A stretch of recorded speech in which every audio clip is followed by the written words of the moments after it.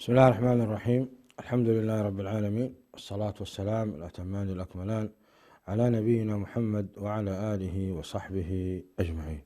مشاهدي الأكارم، سلام الله عليكم ورحمته وبركاته، ونسأل الله تعالى أن تكونوا بخير أينما كنتم.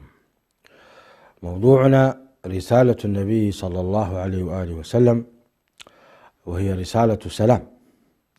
تحدثنا في الحلقات الماضية عن تعامله صلى الله عليه وسلم مع الخلق، جميع الخلق من الجمادات ومن الكائنات الحية، ثم انتقلنا تعامله صلى الله عليه وسلم مع شخصه الكريم وأحواله عليه الصلاة والسلام، وذكرنا تفاصيل ذلك من الفهرس فيما سنتحدث عنه إن شاء الله تعالى. تحدثنا عن بدأنا بما يحب النبي صلى الله عليه وآله وسلم، بما يحب النبي صلى الله عليه وآله وسلم، وذكرنا أن النبي صلى الله عليه وسلم لما سئل عن من أحب الناس إليك قال عائشة، قال ومن الرجال قال أبوها. وذكرنا أن أحب الرجال إلى النبي عليه الصلاة والسلام هو أبو بكر الصديق، ومن النساء بعد خديجة رضي الله عنها وأرضاها هي عائشة. وذكرنا أيضا أن النبي صلى الله عليه وسلم يحب بعد أبي بكر عمر بن الخطاب رضي الله عنه وأرضاه، فعمر وفي الدرجة الثانية. واليوم سنتحدث عن الشخصية الثالثة التي يحبها النبي صلى الله عليه وسلم ومات وهو راض عنها. إنها شخصية فذة وشخصية فريدة أيضا، وهذه الشخصية معروفة في الإسلام ومكانتها عالية جدا عند الله تبارك وتعالى، وهذه الشخصية مبشرة بالجنة ونالت القرب من رسول الله صلى الله عليه وسلم ما لم يناله لا أبو بكر ولا عمر. إنها شخصية فريدة من نوعها، شخصية نزلت فيها الآيات ونزلت فيها الأحاديث النبوية الشريفة. إنها شخصية عثمان بن عفان رضي الله تبارك وتعالى عنه وأرضاه. قال عمر بن الخطاب رضي الله تعالى عنه قبل وفاته: إني لأعلم أحدا أحق بهذا الأمر من هؤلاء النفر الذين توفي رسول الله صلى الله عليه وسلم وهو عنهم راض، فمن استخلفوا بعدي فهو الخليفة، فاسمعوا له وأطيعوا. هذا الحديث معروف بين أهل السير بعد وفاة عمر بن الخطاب رضي الله عنه وأرضاه. هو حديث حينما قتل عمر بن الخطاب واستشهد، وصى عمر ب6 نفر، وقال إن النبي عليه الصلاة والسلام مات عن هؤلاء ال6 وهو راض عنهم، ومنهم عثمان بن عفان وعلي بن أبي طالب. وقال رضي الله عنه وأرضاه في عثمان: إني لأعلم أحدا أحق بهذا الأمر من هؤلاء النفر، يعني 6 الذين توفي رسول الله صلى الله عليه وسلم وهو عنهم راض. وهذه منقبة كبيرة أن النبي صلى الله عليه وسلم يتوفاه الله عز وجل وهو راض عن صحابي جليل هو عثمان بن عفان. فسمى عمر رضي الله تعالى عنه عثمان وعليا وطلحة والزبير وعبد الرحمن بن عوف وسعد بن أبي وقاص. وسعد بن أبي وقاص، هؤلاء 6 الذين توفي رسول الله صلى الله عليه وسلم وهو عنهم راض. هذا الحديث مشاهدي الأكارم رواه الإمام البخاري رواه الإمام البخاري. ومن مناقب عثمان بن عفان أن النبي صلى الله عليه وسلم زوجه ابنتيه رقية وأم كلثوم. يا سلام، شوفوا هذا المنقب، لذلك يسمى عثمان بن عفان ذو النورين، سمى ذو النورين رضي الله تعالى عنه وأرضاه. يا سلام، حينما أنت تنال هذا الشرف العظيم فتتزوج ابنة رسول الله صلى الله عليه وسلم أعظم هذه الأمة منقبا هو النبي عليه الصلاة والسلام، فأنت تكون قريبا منه. هذه المنقبة لم يحصل عليها حتى أبو بكر ولا عمر رضي الله تعالى عن الجميع، وهذا فضل الله يؤتيه من يشاء، هذا فضل الله يؤتيه من يشاء. قال: وعن عباد بن عباد قال: أتيت يونس بن خباب بمنى وهو يقص فسألته عن حديث القبر فحدثني به. هذا الحديث يتحدث عن رجل ممن يبغضون عثمان بن عفان، ويتحدث عن أنه قتل ابنة رسول الله صلى الله عليه وسلم، فقال له هذا الصحابي الجليل: إذا كنتم تقولون ذلك أن عثمان بن عفان قتل رقية، فلماذا النبي صلى الله عليه وسلم زوجه ابنته الثانية؟ فبهت الذي كفر. فهؤلاء الذين يعني يطعنون في عثمان بن عفان يطعنونه عن هوى، يطعنون في عثمان بن عفان عن خباثة وعن ضلال، نسأل الله العافية والسلامة. فعثمان بن عفان مناقبه كبيرة ومكانته عالية، والنبي عليه الصلاة والسلام قال فيه حينما استأذن للدخول على النبي صلى الله عليه وسلم، قال النبي عليه الصلاة والسلام: ائذن له وبشره بالجنة على بلوى تصيبه. فحصلت الفتنة ومات واستشهد الصحابي الجليل عثمان بن عفان مذبوحا في بيته، وإنا لله وإنا إليه راجعون. عثمان رضي الله تعالى عنه وأرضاه، قال النبي صلى الله عليه وسلم بعد أن جهز جيش العسرة، قال: ما ضر عثمان بعد هذا، أو كما قال عليه الصلاة والسلام. وقال صلى الله عليه وسلم مشاهدي الأكارم في عثمان بن عفان: من يشتري بئر روما وله الجنة، فاشتراها عثمان، وها هي إلى اليوم موجودة في حي الزراعة بالمدينة المنورة، بئر عثمان، بئر روما، ألا رضي الله تعالى على تلك العظام. عثمان بن عفان الذي تستحي منه الملائكة. يا سلام، كيف وصل عثمان إلى هذه المرحلة من الصلاح ومن التقدم حتى إن الملائكة تستحي منه، كما قال النبي عليه الصلاة والسلام حينما كان جالسا وفخذ النبي صلى الله عليه وسلم مكشوفا، فدخل عليه فلان وفلان، ثم استأذن عثمان بن عفان فعدل النبي صلى الله عليه وسلم من جلسته وستر فخذه وقال: فليدخل علي، ألا أستحي مما تستحي منه الملائكة. أي فضل هذا، أي مكانة هذه. يا سلام، إنها الأعمال الصالحة بعد فضل الله وتوفيقه. مشاهدي الأكارم، هؤلاء كانوا يسارعون في الخيرات ويتسابقون في رضوان الله تبارك وتعالى وهم راكعون، يعني يتسابقون ويعملون أعمال وقلوبهم وجلة أن لا يتقبل منهم، فلذلك رفع الله شأنهم ورفع ذكرهم. وها نحن اليوم بعد 1400 سنة، لا، بعد 1443 سنة نترضى عنهم. وهؤلاء العلماء ومراكز البحث والجامعات والمدارس وفي كل التجمعات الإسلامية العاقلة تترضى عن الصحابة رضي الله تعالى عنهم وأرضاهم، نقلة لهذا الدين العظيم، فرضي الله عنهم ورفع شأنهم وجمعنا بهم مع نبينا محمد صلى الله عليه وسلم في الفردوس الأعلى من الجنة. اللهم آمين، اللهم آمين. هذا هو الرجل الثالث الذي كان يحبه النبي صلى الله عليه وسلم. بعد هذا هل في مجال لأن نكره عثمان بن عفان؟ من هذا المحروم الذي يكره عثمان بن عفان؟ والله عجيب، ربنا ولا تجعل في قلوبنا غلا للذين آمنوا. كيف يكون هناك غل في قلب إنسان مؤمن على هؤلاء الصحابة؟ صحابة يا أخي عيب، حتى لو ما كنت تعرف حرام ولا كفر، عيب تسب الصحابة.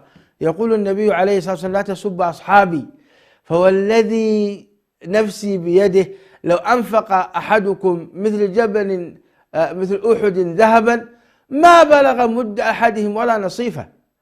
كيف تسب الصحابة يا أخي؟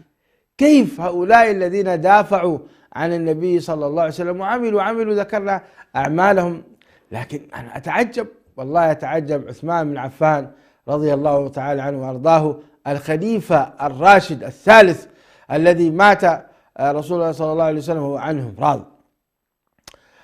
من مناقبه العظيمة أنه داخل في الحديث العظيم الذي رواه الأئمة في قول النبي عليه الصلاة والسلام: عليكم بسنتي وسنة الخلفاء الراشدين من بعدي عضوا عليها بالنواجذ.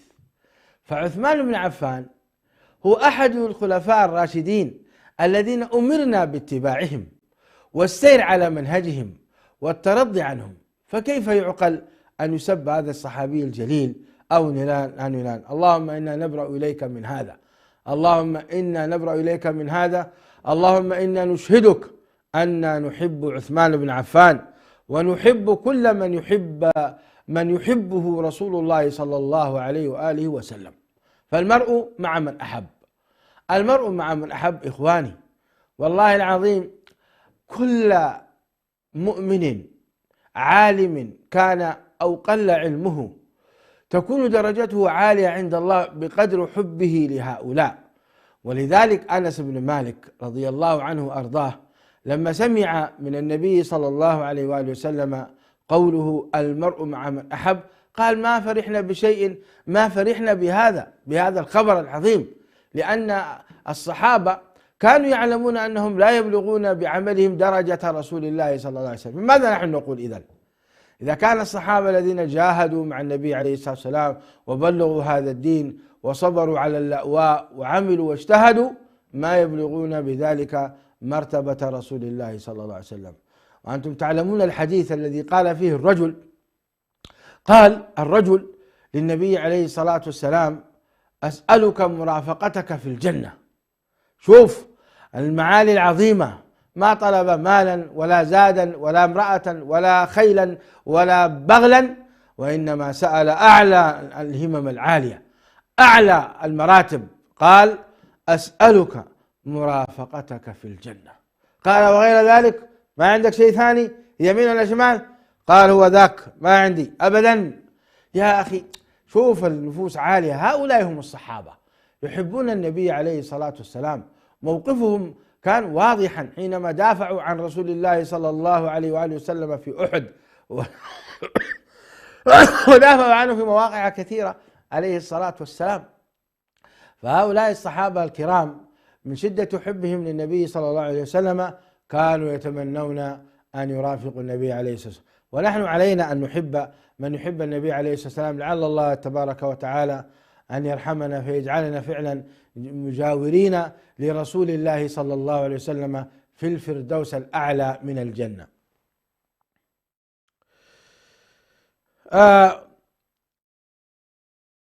وممن كان يحبهم النبي صلى الله عليه وآله وسلم هم أهله وأقاربه، ومن أحبهم إليه فاطمة وعلي والحسن والحسين.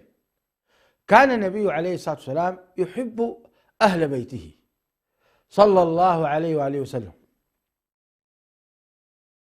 قل لا أسألكم عليه أجرا إلا المودة في القربى.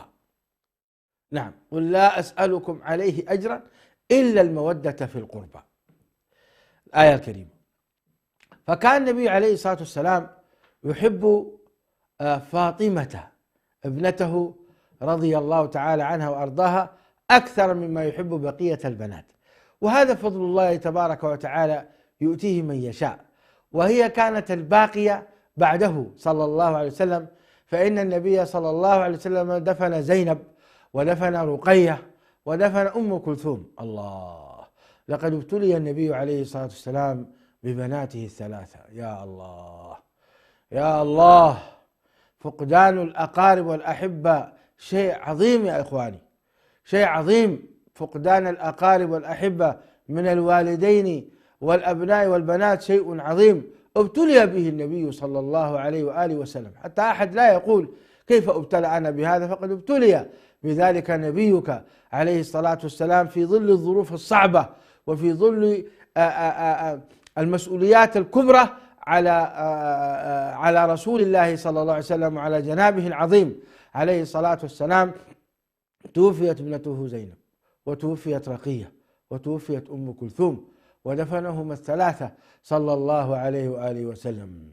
ولنبلونكم بشيء من الخوف والجوع ونقص من الأموال والأنفس والثمرات وبشر الصابرين. من أئمة الصابرين محمد بن عبد الله بن عبد المطلب رسول الله صلى الله عليه وسلم، من أئمة الصابرين، من أئمة المبشرين بهذه الآية الكريمة هو محمد بن عبد الله رسول الله صلى الله عليه وآله وسلم.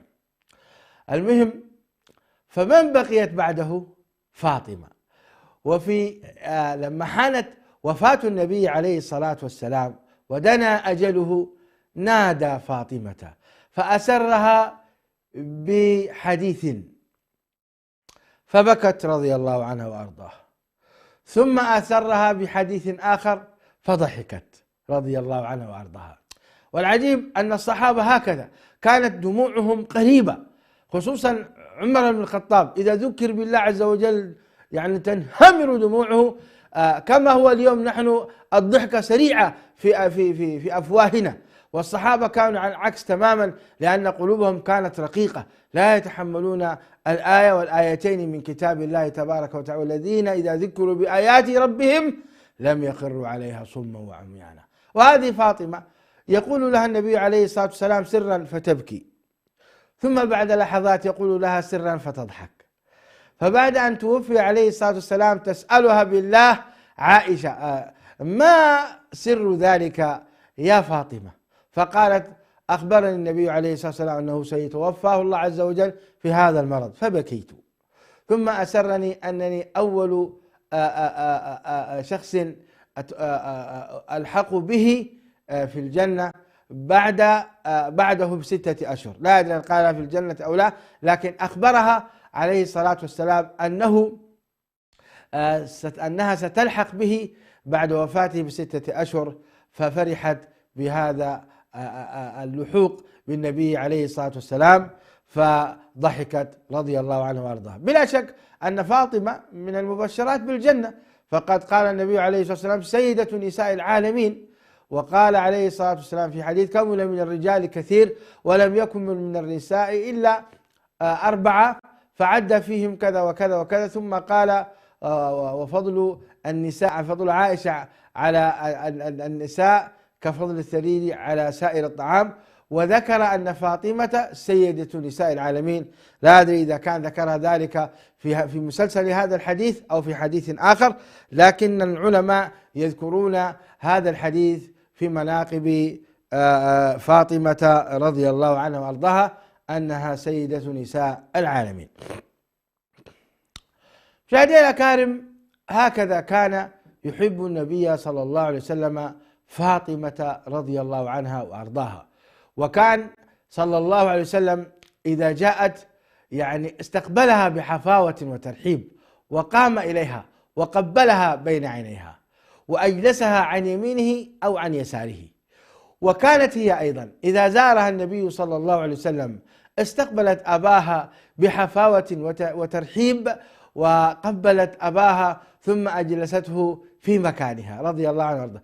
هذه المنقبة العظيمة كانت لفاطمة رضي الله عنها وارضاها. ولما أراد علي بن أبي طالب أن يتزوج عليها غضب النبي صلى الله عليه وسلم غضبا شديدا، وقام خطيبا وقال يؤذيني ما يؤذيها، فخرج الموضوع من مسألة التعدد إلى مسألة أذية رسول الله صلى الله عليه وسلم. من يؤذي النبي عليه الصلاة والسلام؟ إن الذين يؤذون الله ورسوله لعنهم الله في الدنيا والآخرة ولهم عذاب أليم. فالقضية خرجت من مسألة التعدد إلى مسألة أذية النبي عليه الصلاة والسلام. فلا تحتج المرأة بأن لا يجوز أذية الزوجة من أجل أنها ستؤذي أباها أو يؤذيها، لا تحتج بهذا. فهذه قضية خاصة برسول الله صلى الله عليه وآله وسلم. ولذلك قال النبي عليه السلام: فإني لا أحرم حلالا ولا أحل حراما. هكذا قال في نفس الحديث. لا تحتج بعض الحريم، تحتج بهذا الحديث أنه لا يجوز التعدد. من قال لك يا أختي؟ هكذا الصحابة كلهم عددوا، ما في من الصحابة إلا وقد عددوا، ما في مجال من حيث الجواز. والآية واضحة في كتاب الله وفي سنة رسول الله صلى الله عليه وآله وسلم: فانكحوا ما طاب لكم من النساء مثنى وثلاث ورباع.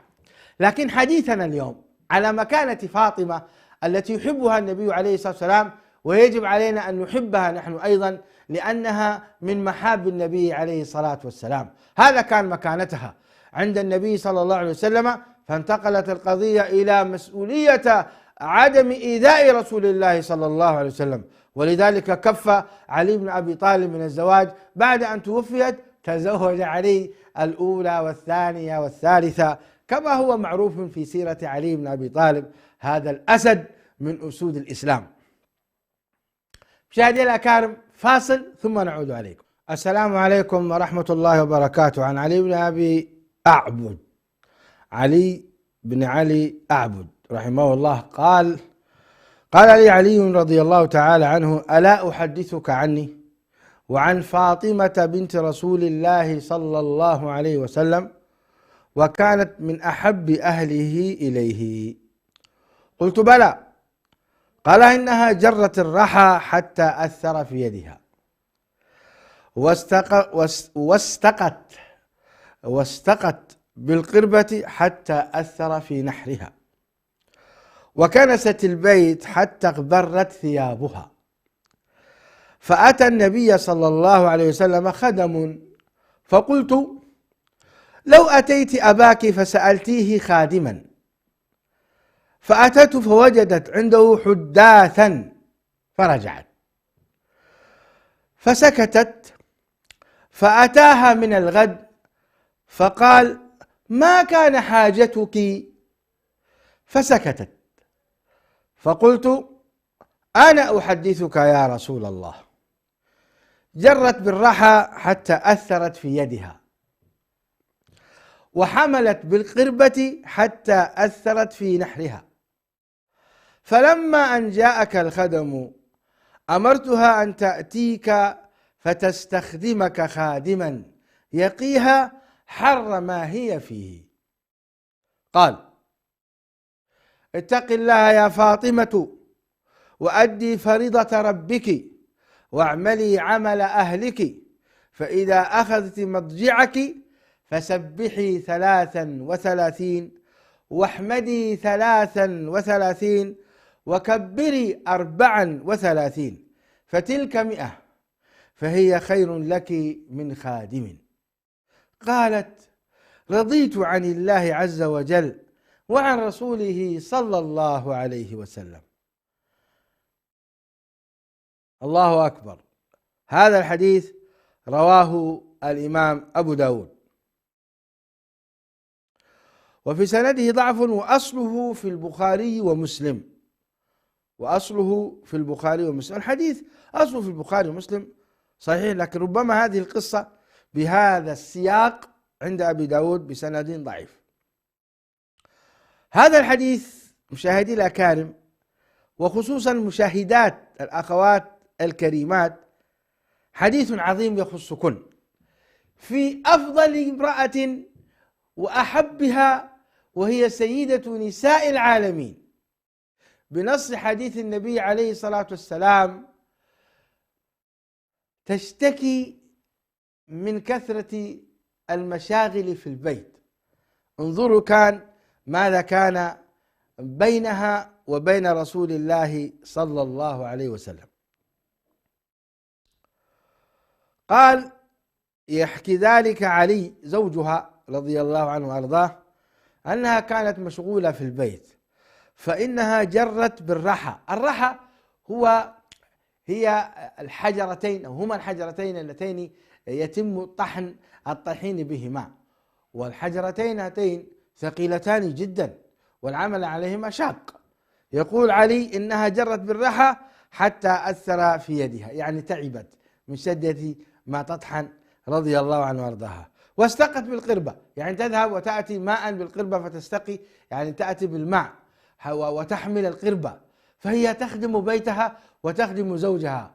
يا نساء العالمين، يا نساء أمة محمد، انظروا إلى بنت رسول الله تخدم في بيتها وتعمل بكل جهدها وهي راضية عن الله وعن رسوله.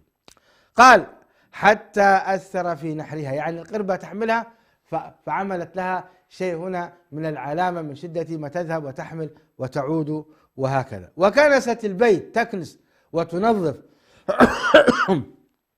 وهذا فيه دليل أيضا على المرأة التي تقول أني أنا للفراش فقط، وأما ما يتعلق بالنظافة وخدمة الزوج ليس واجبا علي. هذه بنت رسول الله صلى الله عليه وسلم، وهذا الحديث يرد عليك أختاه. هذه فاطمة تخدم زوجها وتقوم على ما يقوم عليه نساء الصحابة في ذلك الوقت. فالعرف أن المرأة تخدم زوجها لزاما، تخدم زوجها لزاما، هذا هو العرف. تخدم بيتها، تخدم زوجها، تنظف أبنائها، وتقوم كما تقوم جميع نساء في بيوتهن. قال فأتى النبي صلى الله عليه وسلم خدم، يعني بعض الغنائم التي تصل النبي عليه الصلاة والسلام، فسمعت أن ثمة هناك ربما هم أرقاء، فطلبت رقيقا يخدمها من أجل أن يساعدها في نظافة البيت وفي ترتيبه. فلما حضرت رضي الله عنها وأرضاها، يعني قال لها علي بن أبي طالب اذهبي واسألي رسول الله صلى الله عليه وسلم. فذهبت فوجدت عنده حداثا فرجعت. وهذا أيضا من الحياء. الحداث هم رجال يتحدثون في مجلس النبي عليه الصلاة والسلام. لما جاءت ما وجدت الوقت مناسب ولا المكان مناسب أمام هؤلاء الرجال، تسأل النبي عليه الصلاة والسلام خادما لها، لم تجد ذلك فرصة. ولذلك كان من حكمتها وذكائها رضي الله عنها وأرضاها وأدبها الرفيع في مقام رسول الله صلى الله عليه وسلم أن رجعت. ولم ينسى النبي صلى الله عليه وسلم هذا الموقف، فأتاها من الغد وقال ما كان حاجتك. وهذا من أدب النبي عليه الصلاة والسلام. أحيانا أنت تكون في مجلس ويأتي شخص ويظهر في وجهه الحاجة، فأنت تكون مشغول، فينبغي عليك بعد المجلس أن تتصل به أو أن تسأله ما هي حاجتك يا أخي، ماذا أقدم لك. لا يعني تنشغل عنه أو أن تعرض عنه أو تنساه، لأن في الحقيقة الشيطان ينزغ والنفوس تتعب. ربما أنت تكون مشغول في مجلسك وفي ما أتاك الله عز وجل إياه، صحيح، ولكن كن حريصا على إرضاء الآخرين قدر المستطاع، وعلى إدخال البهجة والفرحة والسرور في قلوبهم. فإن اتصالك بعد المجلس بهذا الشخص يدل على اهتمامك به، فسوف يكون سعيدا حتى أنت لو لم توفر له يعني طلبه، سيكون هو سعيد لمجرد أنك أنت اهتممت به. ألا فاهتموا بإرضاء النفوس. فأتاها من الغد، يعني في بيتها رضي الله عنها وارضاها، فقال ما كان حاجتك يا فاطمة. فقالت فسكتت. ما زال الحياء يعني وطلب شيء مثل هذا يمنعها أن تتحدث وأن تبوح به. وكان علي بن أبي طالب جالسا، هذا الأسد الهمام رضي الله عنه وأرضاه.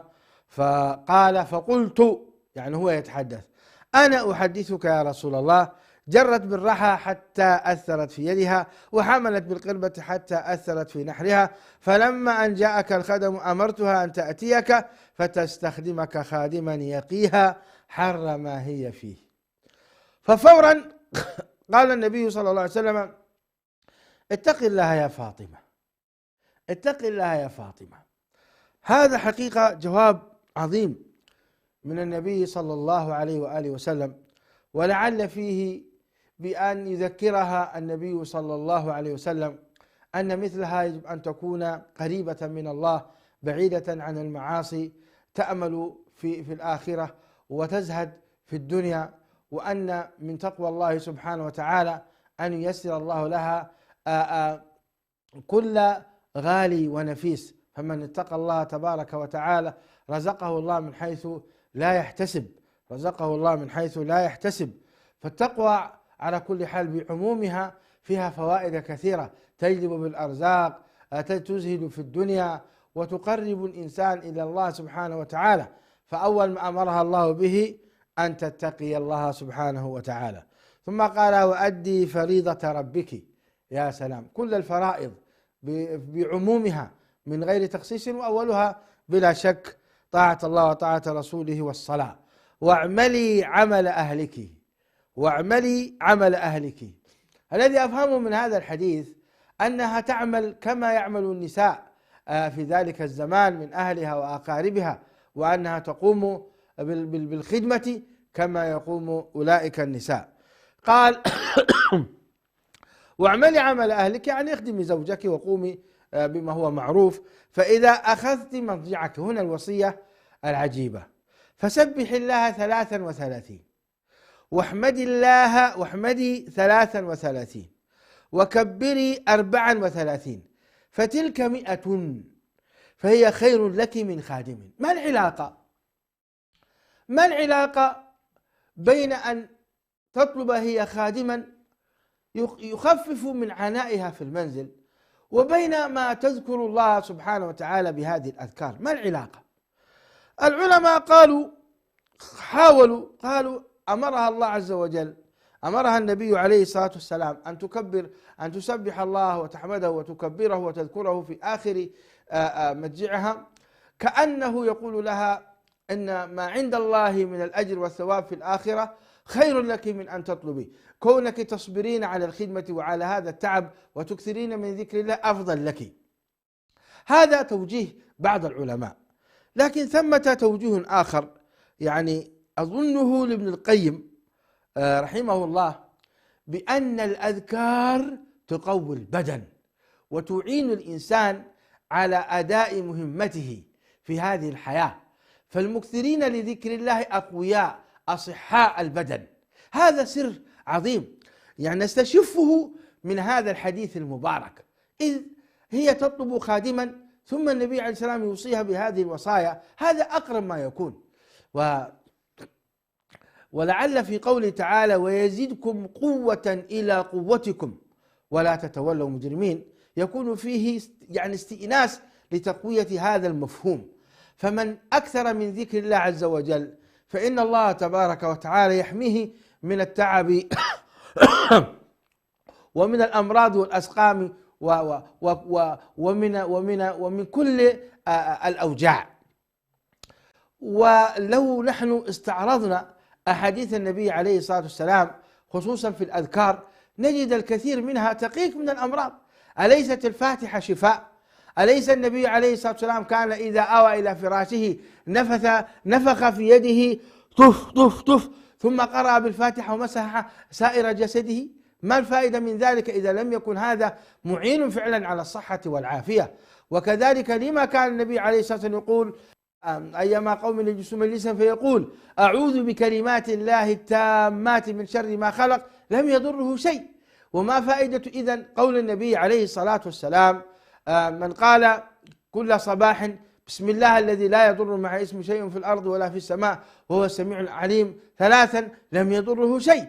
كل هذا داخل في الصحة والعافية، داخل في قوة البدن. فالله أعلم أن من سبح الله 33 وحمد الله 33 وكبر الله 34 هذا يقوي البدن ويعين المرأة. والمرأة سبحان الله هي آية من آيات الله. العجيب أنها تقوم قبل الفجر فترتب بيتها وتستعد ترتيب أبنائها الذين سيخرجون إلى المدرسة، فتلبسهم وتطهرهم وتنظفهم وتربي وتجهز أوراقهم. ثم بعد ذلك يأتي دور الزوج، فترتب له فطوره وأعماله وأموره حتى يعني يذهب إلى عمله. ثم تبدأ هي في ترتيب المنزل، وترتبه وتنظفه وتجهز الطعام والشراب وكل هذا. ثم هي تظل بعد ذلك يعني فترة المساء إلى الليل وهي في تعب وكد. ثم إذا جاءت تنام وعندها طفل رضيع يزعجها هذا الطفل، فلا تنام إلا ساعة أو ساعتين، ثم ترضعه وتقوم على ثم ودواليك. بالله عليكم، ما هذه القوة التي وهبها الله لهذه الأم ولهذه وربة المنزل؟ فجزى الله خيرا هؤلاء الأمهات الصابرات المحتسبات. فهذه وصية من رسول الله صلى الله عليه وسلم لكل امرأة يكون هذا برنامجها: الكنس والطبخ والتعب والإرشاد، وهذا كله حقيقة له أثر في هذا الذكر الكبير، وهو 33 وتحميد 33 والتكبير 33، ثم هي تمام المعة. ومدة ذلك لا تتجاوز دقيقة أو دقيقتين. الله أكبر يا أخي، هذا الدين عظيم ويسير لمن وفقه الله عز وجل. 33 ما لا تأخذ منا من وقت، وفيها هذا الفضل العظيم. فالله أعلم. أكرر أن هذا الذكر يقوي البدن، كما قال ابن القيم رحمه الله تعالى: إن لم تخن الذاكرة. نعم.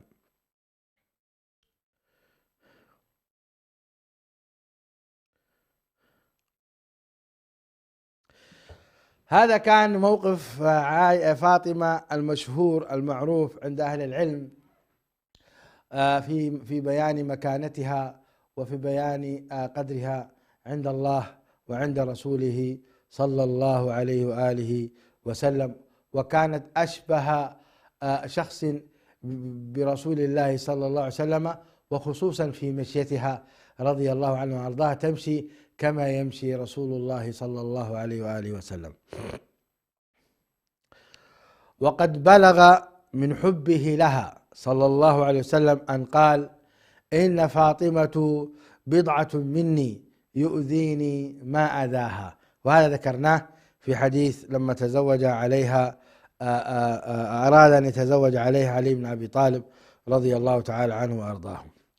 وتقول عائشة عنها: ما رأيت أحدا أشبه سمتا ودلا وهديا برسول الله صلى الله عليه وسلم في قيامها وقعودها من فاطمة بنت رسول الله صلى الله عليه وسلم. يا سلام، يعني في سمتها. السمت هو الهدوء والسكينة والوقار. وكذلك الدل يقول ابن الأثير: قال لك الدل والهدي والسمت عبارة عن الحالة التي يكون عليها الإنسان من السكينة والوقار وحسن السيرة. يا سلام، نسأل الله تعالى أن يرزقنا السمت والدل والهدي، ويكون ذلك على منهج رسول الله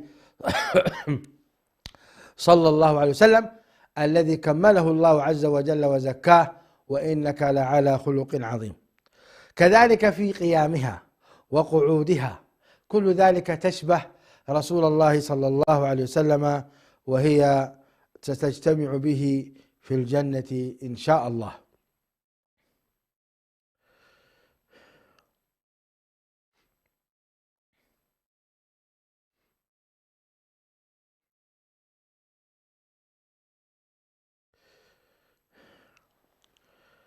مشاهدي الأكارم، مناقب فاطمة كثيرة، ويكفي أنها ابنة رسول الله صلى الله عليه وسلم، آمنت به ونصرته وأيدته ووقفت بجانبه مع أخواتها الثلاث، وكانت زوجة لهذا الأسد العظيم علي بن أبي طالب الذي نصر الله عز وجل به الدين، وكان قويا شجاعا معروفا.